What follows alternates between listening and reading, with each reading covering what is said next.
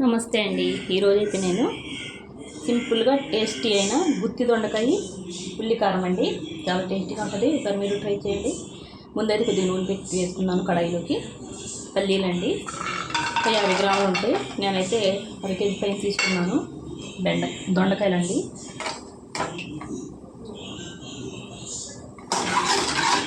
వేపుకోవాలండి. పుట్టున్నా పర్లేదు. ఈ పల్లీలు అయితే బాగా వేగాలి. చూడండి, నేనైతే పసుపు ఉప్పు వేసి దొండకాయలు ఉడకబెట్టుకున్నాను. ఇట్లా ఉడకబెట్టుకుంటే తొందరగా అయిపోద్దండి. పచ్చివైనా కొంచెం టైం ఉంటే ఈ కొద్దిగా వేగాలండి. చూడండి, పల్లీలు అయితే బాగా వేగాయి. ఇందులో మనకి ఇందులో గ్రేవీ ఎక్కువ కావాలంటే ఒక 5 ఉల్లిపాయలు వేసుకుంటున్నానండి నేను 1/2 కేజీ కదా.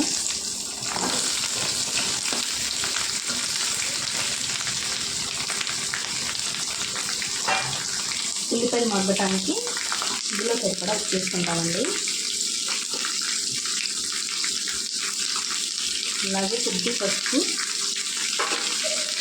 బాగా కలుపుకున్నామండి.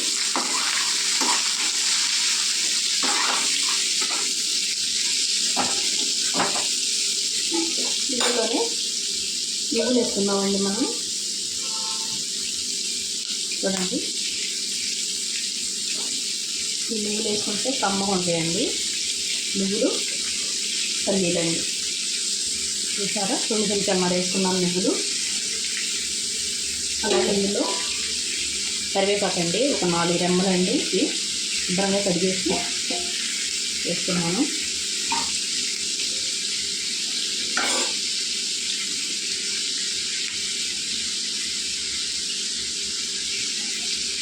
చాలా టేస్టీగా ఉంటుందండి. ఒకసారి మీరు ట్రై చేయండి. మగ్గాలండి ఉల్లిపాయలు అయితే బాగాని. మగ్గిన తర్వాత చూపిస్తాను మీకు. చూడండి, కొద్దిగా వేగాయి కదండి ఉల్లిపాయలు. ఇప్పుడు ఇందులో మనం కొద్దిగా మసాలా వేసుకుందామండి. 1/2 చెంచా అండి పచ్చి మసాలా వేసుకున్నాను. మీకు ఇష్టమైతే వెల్లుల్లిపాయలు, అల్లం వేసుకోండి, ధనియాల పౌడర్ వేసుకోండి. నేనైతే అన్ని ఇందులో వేసేస్తాను కాబట్టి ఇది వేసుకున్నాను. చాలా టేస్టీగా ఉంటుంది. కొద్దిగా సరిపోద్దండి అల్లం వెల్లుల్లి పేస్ట్. నేనైతే పచ్చి మసాలా వేసుకున్నాను కదా. ఎన్ని వేగనివ్వాలండి. మూత పెట్టి వేసుకుందాం. చూడండి, ఉల్లిపాయలు అయితే బాగా వేసిపోయాయి కదండి.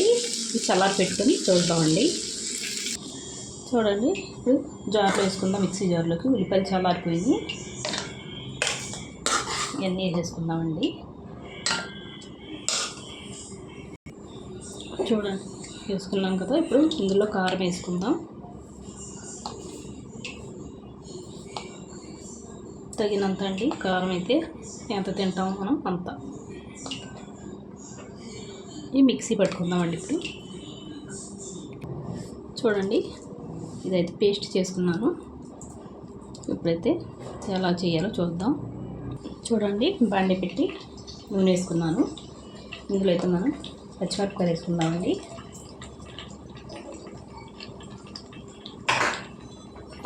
ఇప్పుడు దొండకాయలు వేసుకుందామండి. కొద్దిగా నూనెలో మగ్గనిద్దామండి. ఎందుకంటే నీళ్ళు ఉంటాయి కదా, కొద్దిగా దొండకాయలు ఉడకబెట్టుకున్నాం కదండి. కొద్దిగా నీళ్ళు వేసుకుంటే బాగుంటాయి దొండకాయలు. ఇందులో కొద్దిగా ఉప్పు వేసుకున్నాము. మనం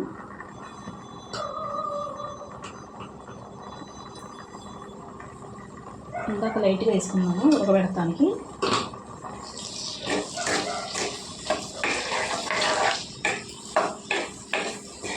గుత్తి దొండకాయ ఫ్రై అండి. చాలా టేస్టీగా ఉంటుంది. ఒకసారి మీరు ట్రై చేయండి. మూత పెట్టుకొని మగ్గించుకుందాం. చూడండి, నూనెలోకి నీళ్ళన్నీ ఎలా వచ్చేసాయో బయటికి. దొండకాయలు వేగితే కొద్దిగా వేగితే సరిపోతాయండి. చూడండి, కొద్దిగా వేగాయి కదండి దొండకాయలు. ఈ టైంలో మనం టేస్ట్ చేసుకున్నాం కదా, వేసుకున్నామండి.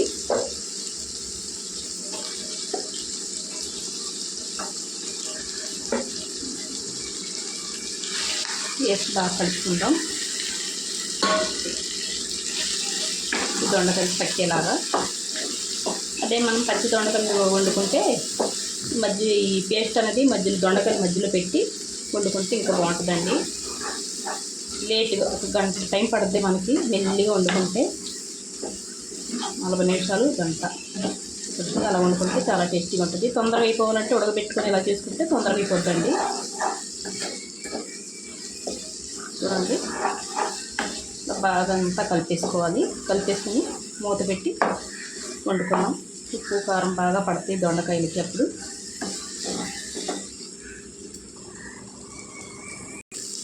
చూడండి, దొండకాయ ఉల్లికారం, గుత్తి దొండకాయ అండి. గుత్తి దొండకాయ ఉల్లికారం చాలా టేస్టీగా ఉంటుంది. చూడండి ఎంత బాగా ఉంటుందో. గ్రేవీ తక్కువ కావాలంటే ఉల్లిపాయలు కొద్దిగా తక్కువ వేసుకోండి. మేమైతే గ్రేవీ కొద్దిగా ఎక్కువ తింటాం కాబట్టి కొద్దిగా ఎక్కువ వేసుకున్నాము. చాలా టేస్టీగా ఉంటుంది. ఒకసారి ట్రై చేయండి. ఇంతేనండి. వీడియో నచ్చితే లైక్, షేర్, సబ్స్క్రైబ్ చేసుకోండి.